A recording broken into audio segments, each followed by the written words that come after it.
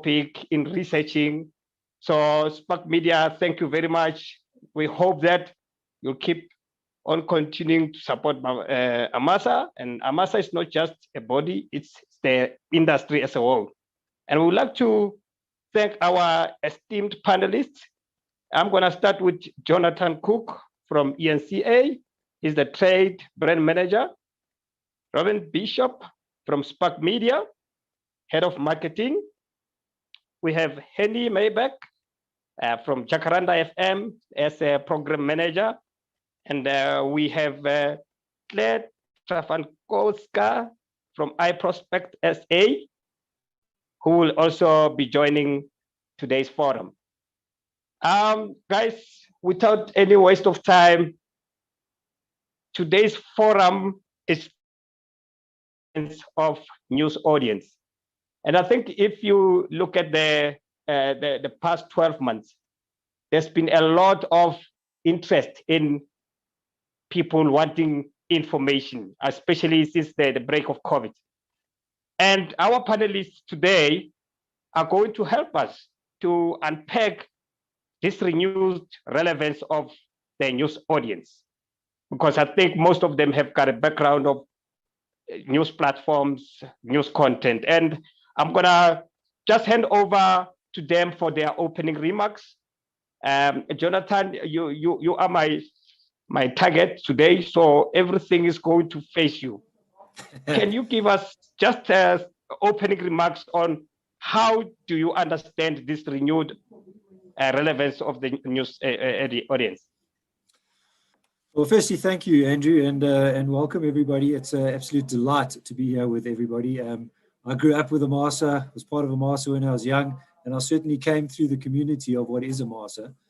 And when I mention the word community, I think it's befitting that we're having this type of meeting, in a virtual world, and we are a community. And welcome to all of those people that have made the effort to come in. I think communities, the idea of community has become more significant these days with the restrictions that things like COVID and has placed upon all of us. But certainly we live in interesting times, and news is always news, and the live news environment is very, very much at the forefront of the evolution of TV. And in some cases, the actual taking a few steps back, even though you're taking steps forward. I mean, when I talk about communities, again, a lot of people who are consuming their news on various different platforms have almost gone back to a community way of consuming news.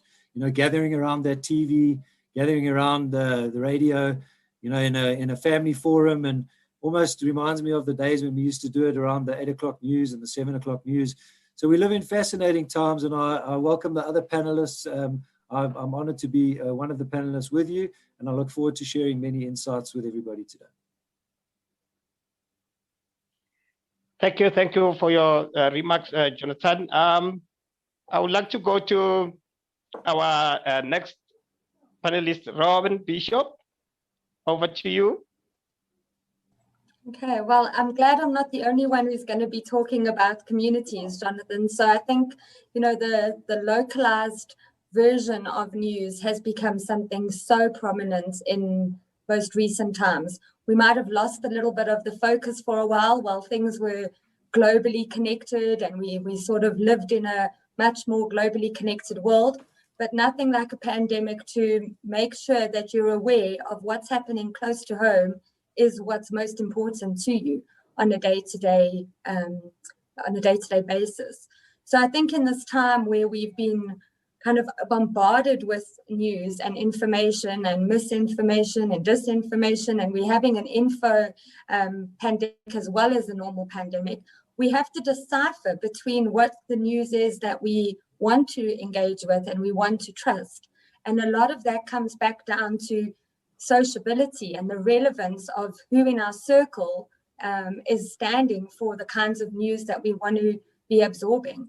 So I think the relevance of a news audience, as this topic adheres to today, is really about making sure that we're looking after the society in which we live by providing newsworthy content that is trusted and comes from well-researched, published journalists. So yeah, I think we have a we have a need for journalism, we have a need for news, and nothing like the times we've been through to understand how important truth and the journey for truth is for the audiences out there. Thank you very much. I like the emphasis on the fact that people need credible news. I hope Donald Trump is listening. I'm going to hand over to our next panelist, Henny Maybeck from Jacaranda FM. Henny, over to you. Hey, Andrew, thanks. And thanks to the MASA team, and welcome everyone. I think that Jonathan and Robin have already touched on the importance of community. And I think that what's been really amazing in the last year or so, when everything started changing, was how communities were looking for trusted sources of information, and they were looking at members of the media to really inform them. They were looking at us as pillars within these communities, and I think that it's forced us to take a step back to really evaluate the importance of these communities and how we can influence, but also how we can inform and assist. And I think that's where the trust really becomes really critical. And I think that seeing how different communities require different amounts of information, different types of information, and being able to really serve them on a variety of different platforms, I think has been a real learning curve for all of us. But I think that it's been a really enriching experience, because it's forced us to really humanize and connect with a lot of our audiences and with a lot of information, and to really force that two-way conversation. So I'm looking forward to unpacking this more. Thank you very much, Ni.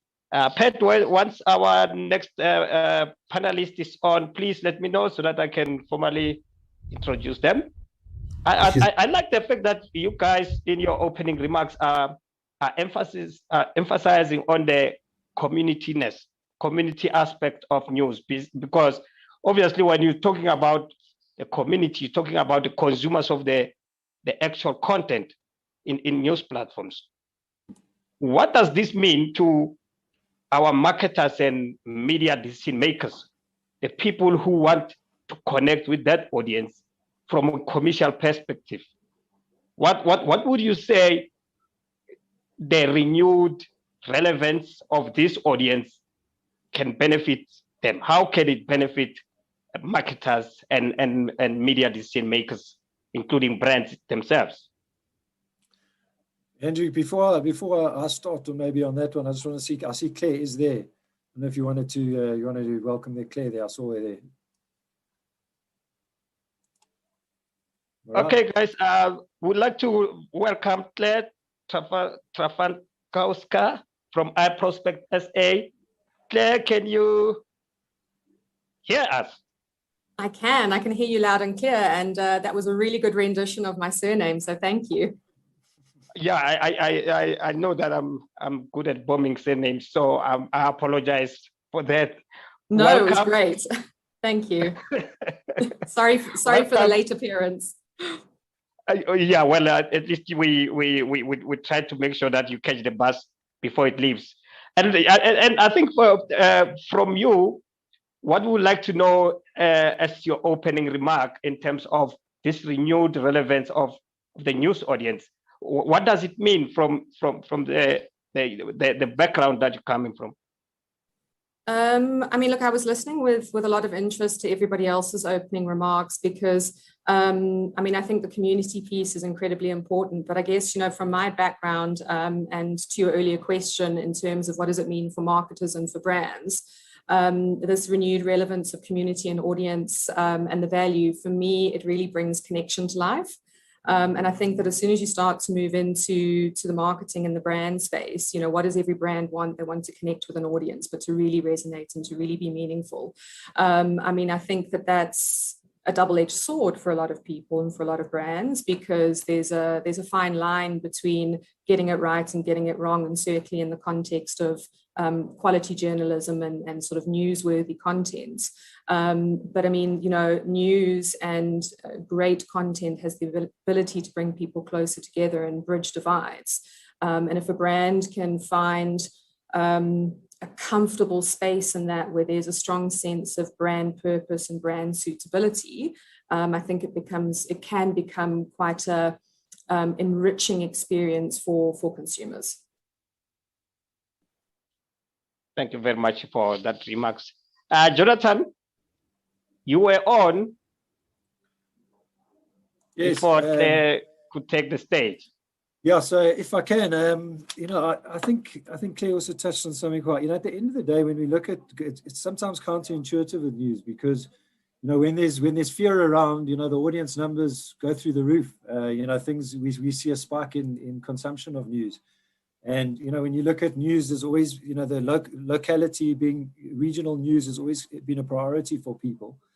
And I think it's you know, it's thrown us all, what it's done for me when I look at news is I like to keep it positive, because you've seen those companies that have been able to be nimble, who've really been able to be in a position. I mean, it's forced us to everything to happen a lot sooner, and those companies that were ready for it, you know, in terms of evolving with the way the consumer habits and consumption patterns have evolved, those companies that were able to evolve and be ready for the way that news has changed, and we were forced to change, I think have the ones that have benefited through this.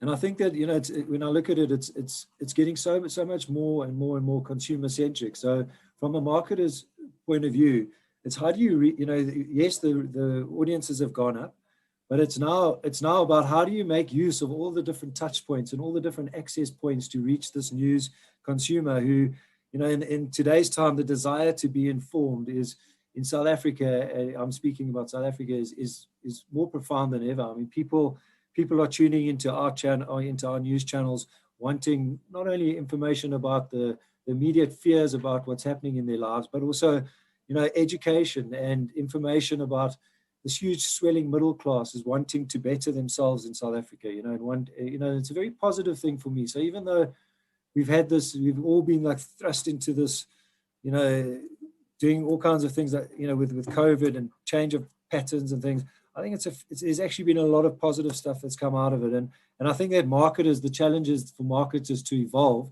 and to embrace the new way of doing things. And those that can will survive and flourish. And those that can't, we've seen that they've, you know, fallen by the wayside. Thank you, Jonathan. Henny, from your side, what can you unpack from the aspect of marketers and media decision makers leveraging the renewed relevance of the news audience? So I think that in the last year, what's come with a lot of this, while there's been a lot of community building, there's been a lot of information sharing, there's been a lot of sensitivity around what information needs to be shared.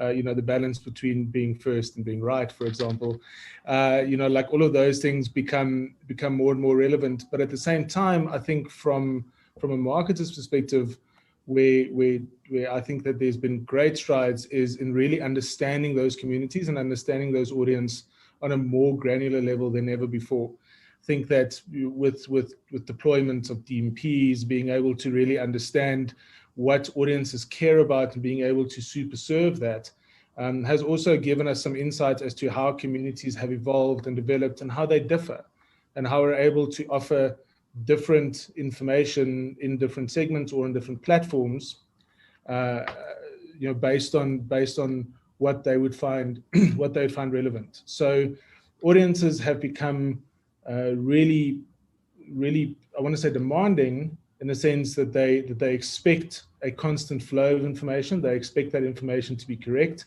but we can't offer them all of the information all the time. I think that being able to serve the relevant information to the relevant audience is something that has really played into this renewed relevance as we talk about today.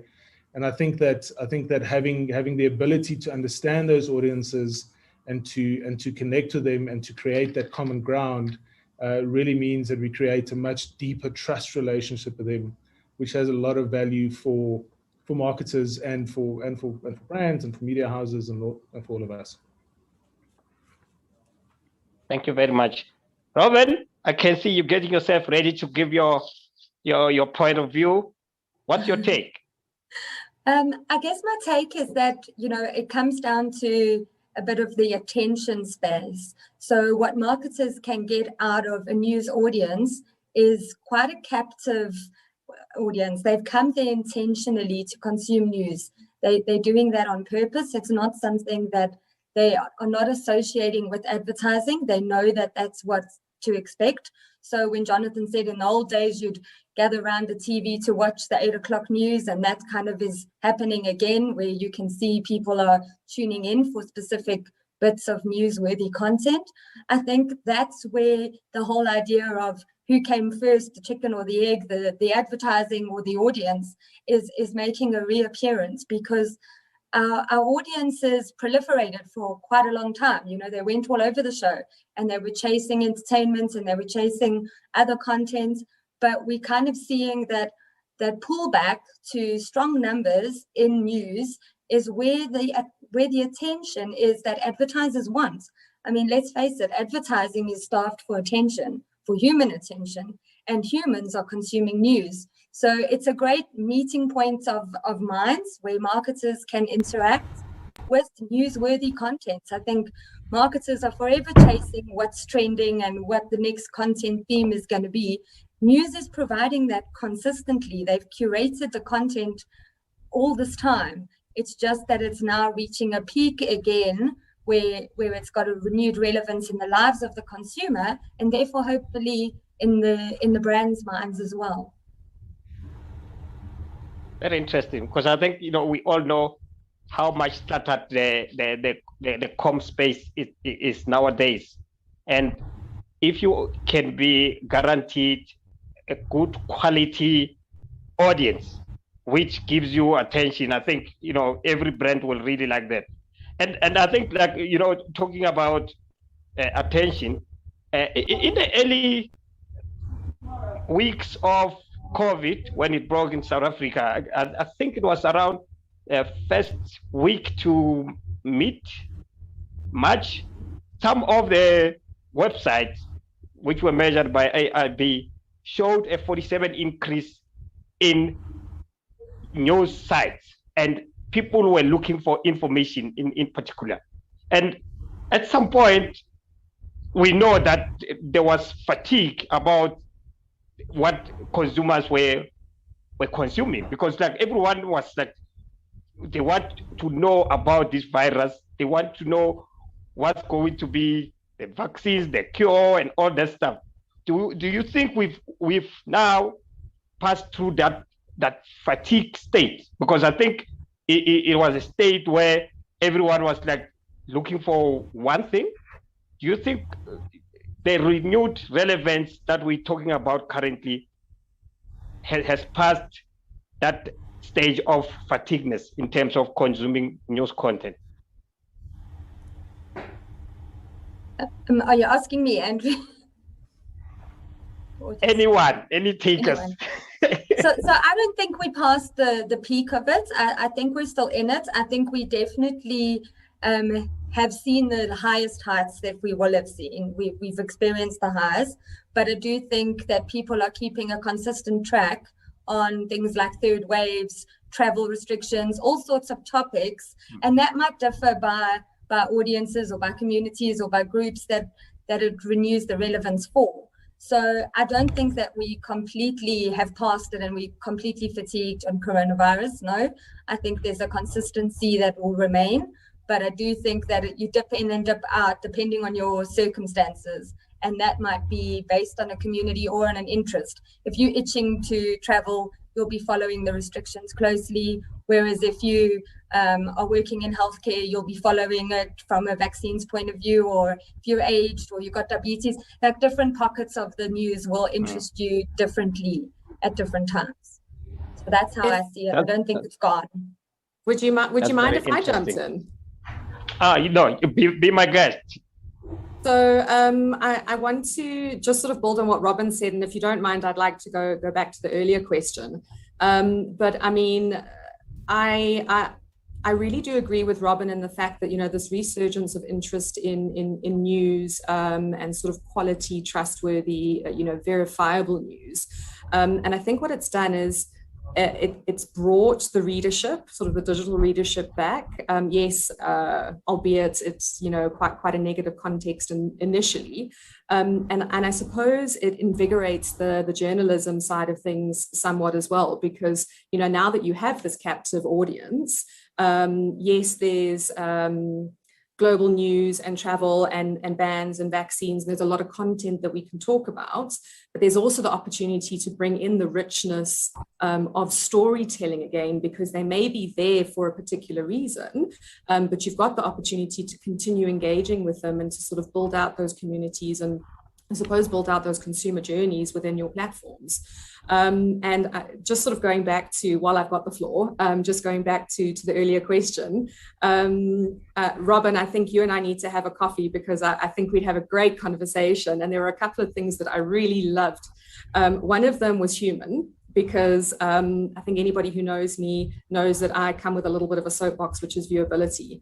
And I think that as soon as you start to talk about quality journalism and the context and the environment of sort of this rich news space, and obviously the value that it's giving the audience, and obviously the value the audience is bringing with it, you start to move into a very rich territory that becomes coveted space for a brand. Because what do brands want?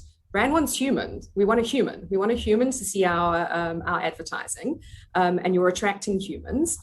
So yes, there's some brands that when it comes to suitability and safety, you know, news is not for them, but that's okay. But, you know, you're providing a brand safe environment when it comes to the likes of ad fraud, you know, bots, viewability, because there's a lot of studies that have been done, if you look at sort of Lumen research, that when you look at new sites, because you've got a captive audience, there's higher viewability when it comes to companion advertising. So if you strip away all the layers and you're just looking at some brilliant basics and what's become the foundation of digital marketing, news offers that. And quality news offers that. Then you can bring back the layers and bring in sort of the emotive context, and you bring in sort of that, you know, that emotional bond. And I think that, you know, I'm somebody who I haven't been able to see my family since November 2019, because they're all over the world. And, you know, I'm one of those in those travel communities wanting to understand at what point can I exit the country and go and see them? And what I think that it's done from a COVID perspective, and I'll always go back to the human nature, and it's that link. We've got a shared trauma through COVID. And yes, we're wanting to find information for ourselves, but we're also experiencing something that other markets and other regions have gone through. You know, we've got India going through, you know, terrible times at the moment. We've had other markets that have been there. And for the first time, not the first time, but sort of, you know, I suppose in my generation, there's this collective intent and need, and this desperate want to be connected, to want to sympathize, to want to understand what everybody's going through. And I think that that's a very, very powerful space to be. Wow, that's well said. That's well said. If I can just add to that, because I think Claire made a really good point about storytelling. You know, I mean, news has benefited from this initial uplift, and storytelling is really something that, you know, if you look at the flip side of it, the proliferation of news is that, you know, one of the enemies is this post office journalism, where, you know, we've really had to introspect and say, okay, are we telling good stories? Are we able to understand how to tell the stories on the various different platforms? And I think that, you know, with the things like Twitter, and, you know, you can't beat Twitter for the speed of getting to market with a story, but you can certainly beat Twitter in terms of the research and the fact, you know, the facts and the. So I think it's this understanding and being able to just understand that, you know, that journalism is one of those callings, one of those things that people, it's somebody who's a certain ilk of person. And going back to what Claire said about storytelling, is about the ability to tell stories that people can relate to. And I think that's really what's attracted people to the category of news, and that it's something we can all share, and it's factual, you know. Henny, what's your take? Yeah, so I think just to add on to what Jonathan was saying, I think that having gone through this or still experiencing this lived experience, or the common lived experience throughout the last year, whatever, has forced us to humanize a lot of the stories and a lot of the content. And I think that the value in that is that audiences have really responded to the way that brands and media companies have been able to really show some vulnerability at times, but also show a layer of authenticity. And I think that authenticity and that realness really builds on trust. And I think that we've seen now more than ever how our audiences are really responding to trust in a way that they would have before, but it's really become a critical part of how we tell our stories, how we engage, how we preface something, how we get a message across. All of that needs to come from a trusted source, from a place that's real and authentic, and that way can just really land the message a lot clearer. Okay, I just want to check with Pat. Pat, do you have any questions, any comments from the audience side? Yes, there's some questions if you look in the Q&A section, Andrew. Okay. But if you don't mind, I can read them out for you. Please read them for us, because I'll make notes here. There's a question from Simone. She says, agree with how news have shifted according to the intent of what the audience want to find out about. I also find I tune in and search for news when I'm looking for it. So it is not today part based anymore. How do you leverage this, knowing that news is now segmented to a consumer perception of when something is relevant and which differs person to person? So the question is, how do you leverage that news is now segmented to a consumer perception of when something is relevant, which differs from person to person? Okay, and I think when Claire was unpacking her part, she did mention that if you are someone who wants to travel, you'll definitely start following up how restrictions are relaxed in different countries. I think that Claire just jumped in. If perhaps you can clarify, because I think it goes exactly to the question that people will check the news based on what they want to know. So I think that it's not just a news thing. Consumers have long passed what suits as publishers, marketers, advertisers, and it really is all about them. What suits me? When do I want it? When do I need it? And I think that makes it also quite exciting, because how do you curate a superior customer journey? And there's a lot that goes into it, but I guess that what it means is, from a publishing and from a journalism perspective, it's always on. So, I mean, as long as the content is it's fresh and it's updated and it's there, as long as it's accessible, it's snackable, and obviously there's versions. You'll get one story and you'll get a custom. And this again goes back to what Jonathan elaborated on from the storytelling perspective. Storytelling happens in different formats and across different platforms. So it'll go back to the data. It's really having to understand your communities, having to understand that, based on the data behind the content and those key stories, how do they want to consume it? Do you have an email database that you can send a daily roundup because you understand that this community or this customer segment wants to receive it like that?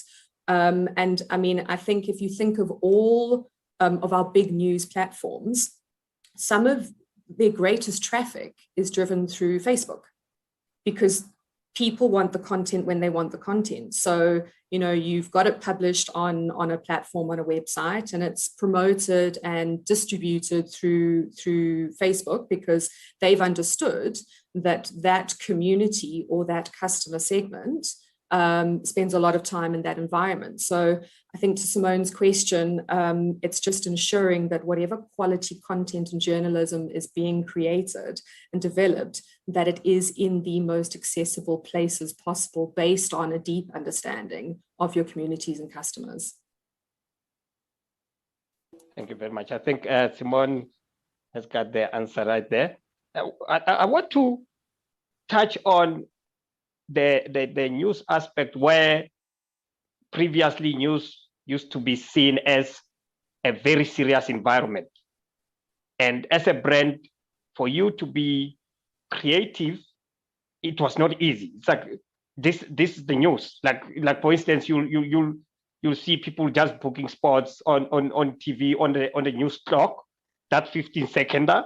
Or if it's newspapers, you have to also get some permission from the editor, the editorial team, whether you can change the color of the front page. You know, if it's a radio, it's also like a serious environment.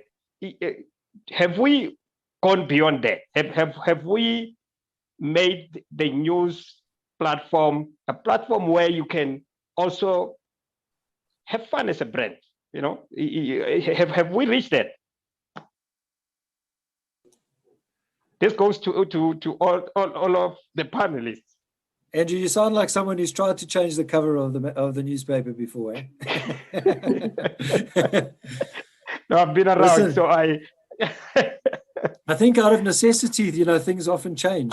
So if I can, just from an ENCA perspective, I mean, we have been pushed by strategists and planners to look at things differently, you know, and it's this evolution where, if you look at, we like to say it's fit for purpose. You know, someone might be wanting to tell a story that actually has a lot of correlations similar to a story that you might be telling. And I think the days of just saying, no, we just can't do this and we can't do that, I think those days have changed. I think that you've got to sort of identify on a case-to-case basis. And with the opportunity now to have all these different, you know, you've got social media, you've got web, you've got so many different ways of doing campaigns and touch points, that I think you can't just say no. You've got to find ways and outlets. I mean, Kay mentioned snackable content. You know, if you look at sitting down to watch a half an hour or an hour news program in news, it just doesn't happen anymore. You know, people go in and out of news. They crossing platforms. You know, you might come in to get the headlines, but it's not all news. It's not all breaking news and hard-hitting news. There's current affairs and there's collaborations that can happen, you know, with content, snackable content, that people can come in and get information that's predicated on dispensing practical information they can use in their daily lives, you know. So that journey and understanding your audience and your customer when they come in is so important, because you just don't have them for as long as you had them before. Very interesting. Any takers? Yeah, I'll add on a little bit there. I think that we have to be able to understand. We have to understand the why and what the brand or the client is trying to achieve in that space, because news is often very serious, especially within a South African context, but it's also very real, and it's something that all of us really care about. You know, it's really important. It impacts our daily lives. It changes often to such an extent that how things happen this morning are very different to how they happen this afternoon.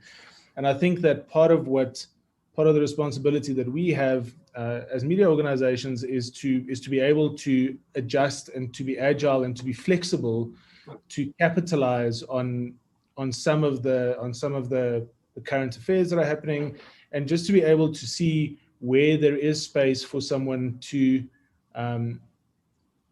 Andrew, you mentioned have fun, but to be able to maybe push those boundaries a little bit and to be able to try something that'll land a message or to really get you noticed in a real authentic way. I think that there are ways to do that where we don't necessarily interfere with the integrity of news. I think we need to be very careful when it comes to editorializing something, or trying to mask something. I think that we need to be very careful and responsible in that sense. But at the same time, I think that we're all really in a space where we can look at trying things a little bit differently, or trying to be innovative and to try something and to go on that journey with a brand or a client, and to be able to say to them, great, let's try this. And if it doesn't work, we need to also be okay to learn from it and to move on. And sometimes it'll work, and then we can share in some of the spoils, right? So I think that there is a little bit of collaboration that needs to happen, and a little bit of open-mindedness that needs to happen. So, Andrew, interesting. I've got a few examples. I've got a few things that popped into my mind on this kind of topic, and I think that there've been some real smart shock tactics that have used the news environment before, where I'm not actually 100% sure, so I'll have to double check some of these as case studies. So I won't quote any mastheads or any names, but I think what's been done before is like a blank page as a cover, saying like a world without news, just kind of bringing home the idea that without a printed page, it's such a shock to the consumer or to the reader to not have enough information. And then I think on the topic of us being a serious kind of platform, right? It's not an entertainment platform, although some news does entertain. I think the seriousness is something that we should never walk away from, because the credibility of being so responsible is where you get these great campaigns where KFC did the FCK apology notice in a newspaper. Facebook has taken out apology pages in newspapers, public safety announcements for listeriosis outbreaks. All those kinds of campaigns go through news or news platforms because of the seriousness and because of the credibility. So if you get too playful, and I'm not saying you shouldn't be innovative, because I do think they're very different, but to get too playful is a danger to what the responsibility of the news environment is. But you can be innovative, taking over mastheads, doing things for attention or for the shock tactic.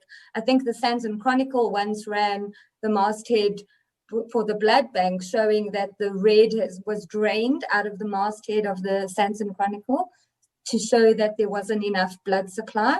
Those are clever, that's not damaging to a news brand. It's hard hitting and innovative. The other campaign that came to mind was something like Breaking Ballet, where they followed the news trends in Twitter and created a perception change for ballet in a way that no one had thought of before. It wasn't necessarily the news environment being in Twitter as a social media space, but they used trending topics to showcase ballet as, I think it was the drought in Cape Town, it was the money fight that was taking place, the boxing match.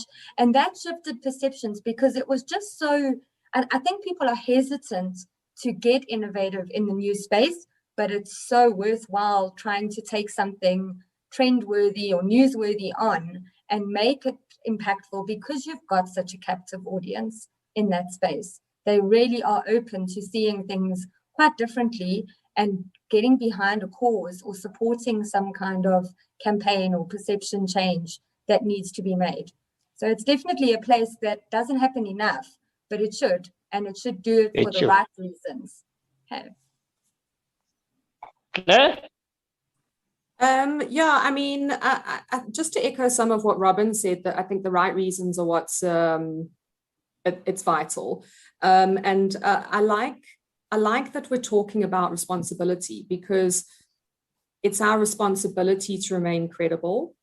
And if I think of my experiences with brands and how we may or may not have tried to venture into the news space, I do still think it's considered quite sacred ground because of what it stands for in people's lives. People, just like we spoke about getting around the TV, it's still a ritual. People wake up and some people will check Facebook but they're looking for news, and some people go on and they're reading their newsletter, or they're actually going onto the platform and that's how they start their day, being updated. And I think that our responsibility as an industry is to preserve the nature and that sort of pristine context, because we want people to explore. And yes, we have conversations about how can we innovate, but it has to be responsible. And if you don't mind, I was just looking at the Q&A, and I think this fits quite nicely into it, because Lynn had a question about how does a brand build a bridge between content that is often negative and political and still deliver a message that is relevant, positive, and build the brand. And I think this is so relevant for what we're talking about right now, is what are the right moments for a brand to intercept a consumer whilst they're consuming their quality journalism, and how can you associate a brand responsibly, knowing that you've got a responsibility to the brand, to the consumer, as well as to sort of the publishing house. And I think it's quite a fine line. And I spoke about it earlier, and I spoke about brand safety, suitability, and brand purpose. And I think purpose plays a really big part in this, because what is the purpose of the brand in the conversation? So we've all seen that there's been brands that have, something's happened and they've just suddenly jumped on the bandwagon. But if you've never spoken about that topic before, whether it's gender-based violence or sort of Fees Must Fall campaign, there's a lot of stuff. There's a lot of rich conversation that's really relevant for our markets, for everybody living in South Africa, but not all brands have a role to play in that conversation. And I think it takes a lot of understanding, a lot of thinking to see where that fit is, that you get a positive experience for everybody. I think that we spoke about Twitter, and we know when we've got it wrong. Twitter tells us we've got it wrong. They're the first to shout that this was not okay. And I think that we, again, not going to talk about any nameplates, but I think that we can all think of one or two quite recently where it has just gone horribly wrong.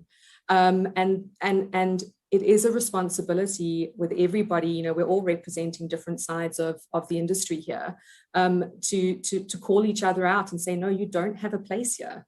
Don't do that, because it's at the detriment of the audience who we value, as well as the publishing house, because they've allowed it, as well as us as sort of the agency, because, look, client is client, and we might share our opinion, but sometimes it doesn't have an impact. But if you've got a trusting relationship, we need to listen, and we need to listen to the audience as well. So yeah, I love that we're talking about responsibility.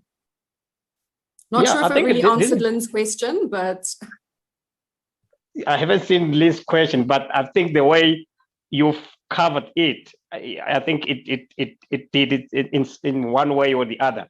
And I think the fact that, in essence, we're saying there needs to be collaboration, because the news audience content provider, they understand their audience. So they're the one who must also guide the clients as to when and how to be creative, so that it's not just being creative for the sake of being creative. So I think that's how I understand it. Patrick, anything from your side in terms of questions that you're picking up? I think Pat is taking a beer break.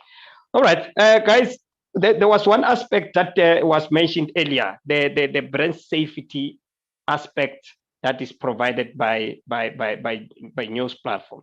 How wide is it understood in the fact that news platforms has the safest brand platform that any brand can think of? Because I think this brand safety, it came about mostly when digital actually started growing rather than other mediums.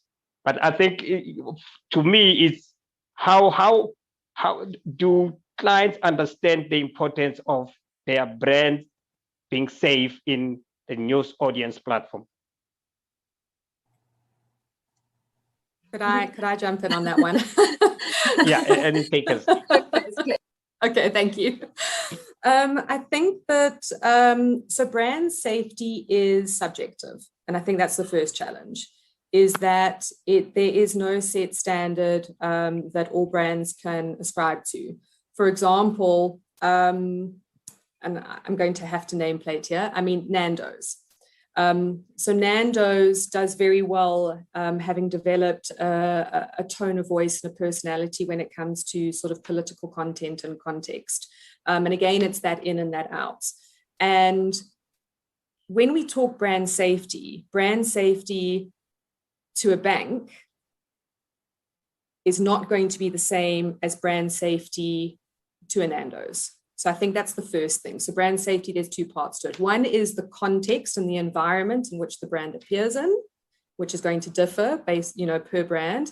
And the other one that I was referring to is brand safety in the sense of, ad fraud and viewability sort of go hand in hand with that because, higher viewability, less ad fraud because of higher credibility is going to be a more safe or more brand safe environment.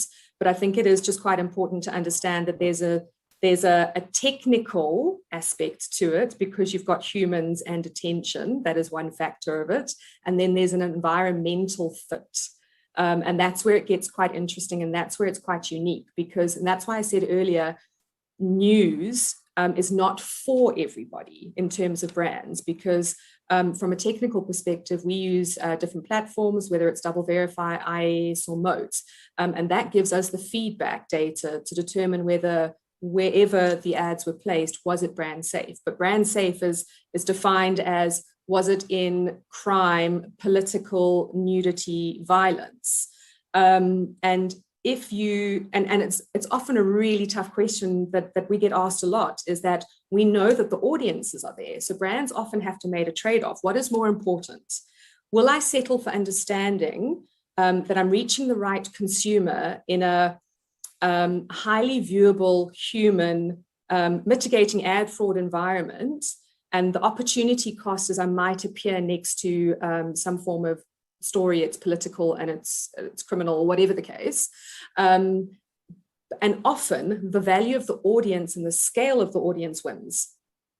But it's a balancing act for brands because some brands have stronger values, whether it's global or local, and that will determine where they can or cannot appear. Anyone?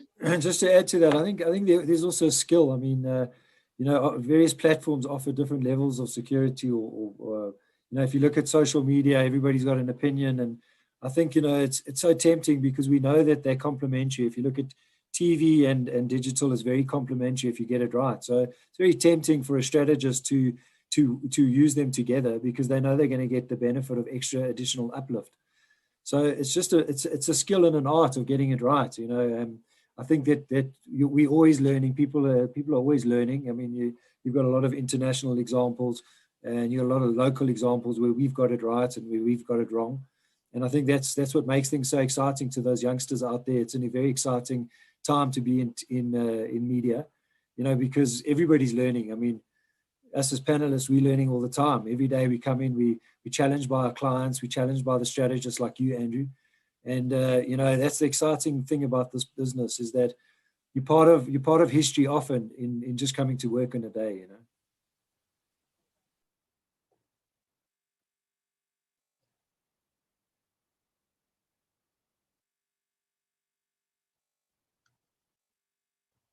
So everyone else is on mute, so I'm going to use it as a chance to say something.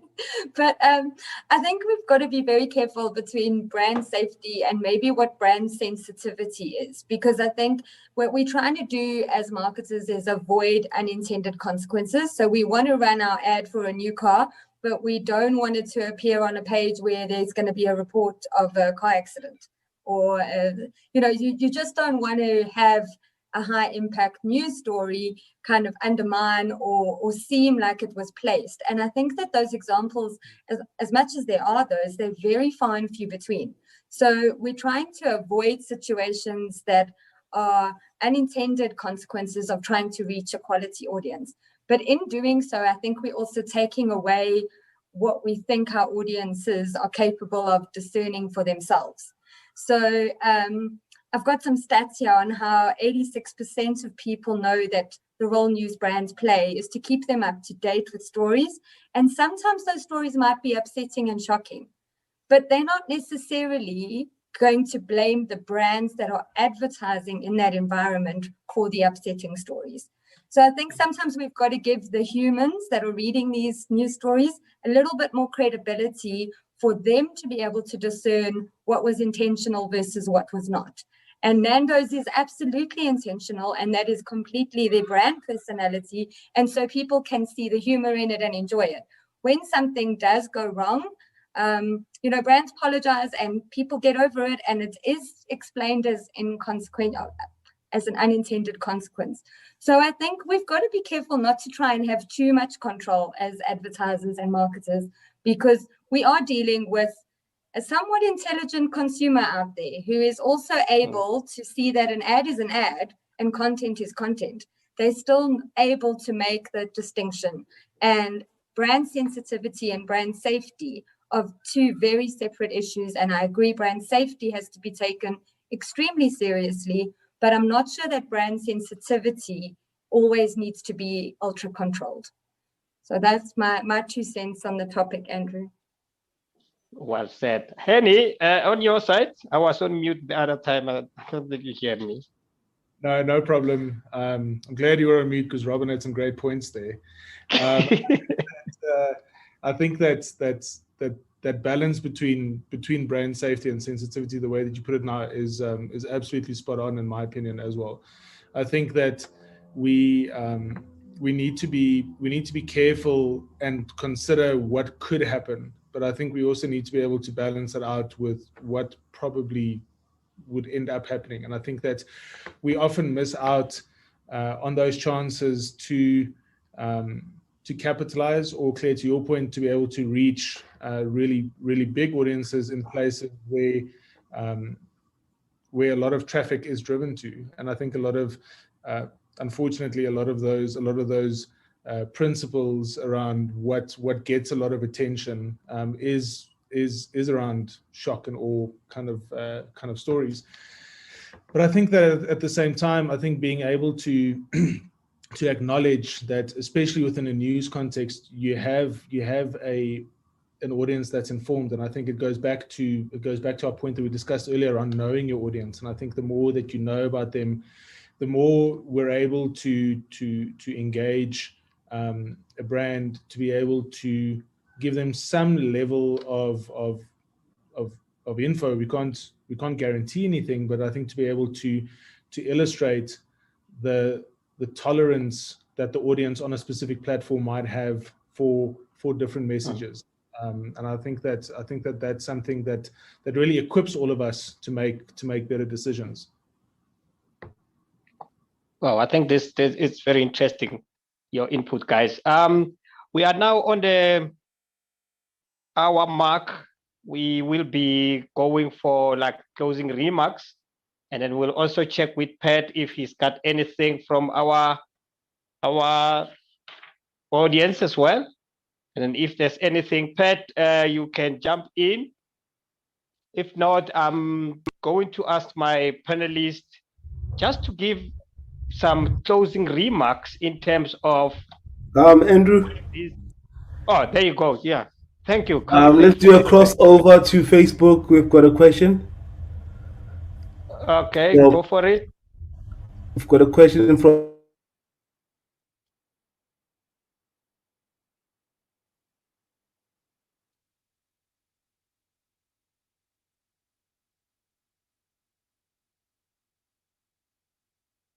Pat, I'm not sure if we have a break in transmission there. I can't hear you.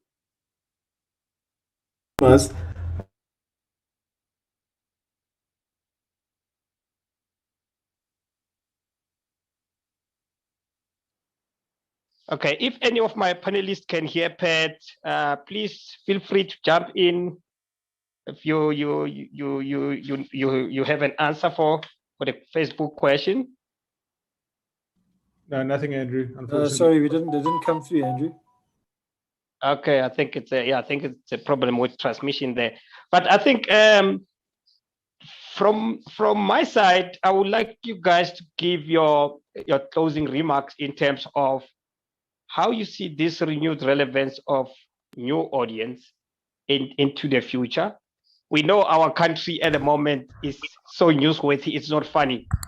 We saw the development last week, and we are headed to anticipated third wave. We headed to the elections.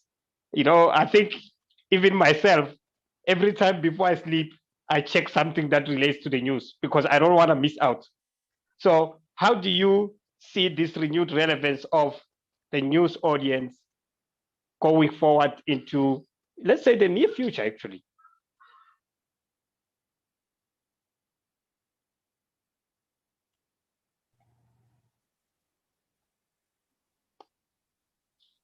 Okay.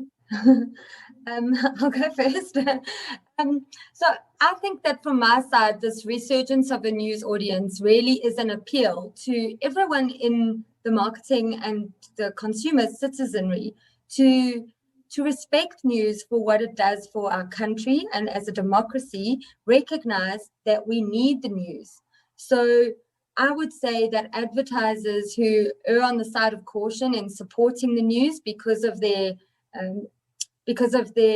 fear of brand sensitivity, re-look at the way that you approach a news audience, because what you've got in a news audience is an attentive amount of humans who are contextually aware of what kind of framework they're working with, what kind of news, the stories they could be exposed to, but also that people have always associated content with advertising in the news space. So it's not something that they're going to find intrusive. They're actually intentionally going to embrace whatever brands are in that news space. And I think that it's a real call or an appeal to society as a whole, the readers out there, the advertisers, the publishers, to keep supporting news, because journalism and the ability to disseminate news gives us an informed citizenry, which makes voting happen, which makes a democracy stay strong. And I think cumulatively, that is how society actually moves forward. And we want to be able to progress as a human race. So news is fundamental to all of our lives. Oh, well said. Thank you very much, Robert. And Pat's Jonathan, you seem to be next. Yeah, look, I agree with Robin. I mean, I think it also encourages debate, and the country needs to debate things. There's topics, there's things that by talking about things, it makes us better and stronger. I mean, it's, as I always say, live TV is when it comes to TV and news is live, and it's a hell of a place to play in. And I think that for the youngsters who are thinking of getting into the industry, or the young planners, and that I see one of the questions asking like the responsibility of news, and how can it be detrimental in creating stigmas and things like that. I think the beautiful thing about news today is that it's in the consumer's hands. They can get, it's like a healthy meal. You can get as much as you want. You can overeat. You can be constantly listening to news. You can be constantly on your phone, constantly on the TV, or constantly reading newspapers, or you can be taking it as part of your daily diet. Getting a bit of fiber, a bit of vegetables, and a bit of sweets. And I think that it's the good thing is, as Robin said, you can almost look at your society and you can say through news, it's an important part in people's lives. And I think have a bit of balance of it, so you can be informed, you can contribute to the conversation, and yes, news won't always get it right, but be part of the solution. I mean, as a consumer, you're part of the whole journey. So that's my bit there. Thanks. Yeah. Thanks, Jonathan. Henny, yeah, you can take it. I think that you're right. We do sometimes get things right and we get things wrong, in the same way that we sometimes get other content right and other content wrong. And I think that we need to be able to look at news, or the news environment, almost as like a conscious content kind of space. I think that it's a space where we content and news blends into each other so seamlessly within a South African context. And I think that we need to be able to treat it with the respect that it deserves, but at the same time, it also definitely deserves our support. I think that by supporting journalism and by supporting news and news products in the country, we managed to do more, and we managed to advance as a country. We managed to really exercise that freedom of speech and freedom of press. And I think that knowing where we can all play a role, I think that engaging in these sorts of conversations more will really just help us, because I think the honest truth sometimes is that a lot of us don't know, and a lot of us are scared, and we end up not doing it. Instead of having these conversations, trying to see where some of these insights lie and how we can make more informed decisions. But supporting those platforms most definitely, and I think that being able to find your space within that conversation can really unlock a lot of value for a lot of people. Claire, your closing remark? Thank you. I don't think that I've got too much more to add to my co-panelists, but just sort of imparting in terms of sensitivity, I think that applies to consumers as well. And I really liked the sentiment that not only is it important, but, news deserves our support. And, back to Simone's comments earlier, it's there when I need it. And if I don't want to, I don't have to tune in. So I do think the more that we talk about this, the more that we talk about the value and the shared lessons and experiences, I really do hope that as an industry that we continue to support it, because I just can't get away from the way that news connects us to each other and connects us to the world around us. And I do think that's fundamental for our progress. Oh, thank you very much, guys.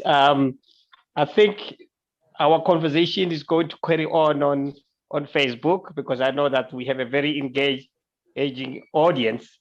So if you can pass by Facebook, if there's any question that you feel is relevant to you, just pop in. We'll thank you more. And thank you for your selfless time to the panelists and everyone who joined us on Zoom, on Facebook, on YouTube. Please, let's meet again, probably next month. And then if you need to come and sponsor the next forum, please feel free to contact any of the Amasa committee members. They will take you through the new format and the whole process. And thank you, Jonathan. Thank you, Robin. Thank you, Claire. Thank you, Henny. You made this a successful webinar. Thank you very much. Thank you, Marsa. Over.